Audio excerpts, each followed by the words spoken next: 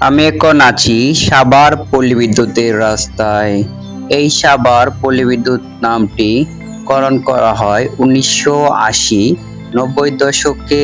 এখানে পল্লী বিদ্যুৎ সাবস্টেশন তৈরি হয়। এই বিদ্যুৎ সাবস্টেশন তৈরি হওয়ার কারণে এই জায়গাটির নামকরণ করা হয় পল্লী বিদ্যুৎ এলাকা নামে। 1980 দিকে এই রাস্তা পল্লী বিদ্যুৎ নামে পরিচিতি পায়, যা এখনো সাভার পল্লী বিদ্যুৎ নামেই পরিচিতি রয়েছে। যে কেউকে জিজ্ঞাসা করলেই আপনাদেরকে দেখিয়ে দিবে। পাইপেল দিক থেকে আসতে পারবেন এবং নবীনগরের থেকে আসলে এই মাঝখানেই পড়ে সাভার পল্লী বিদ্যুৎ এলাকা।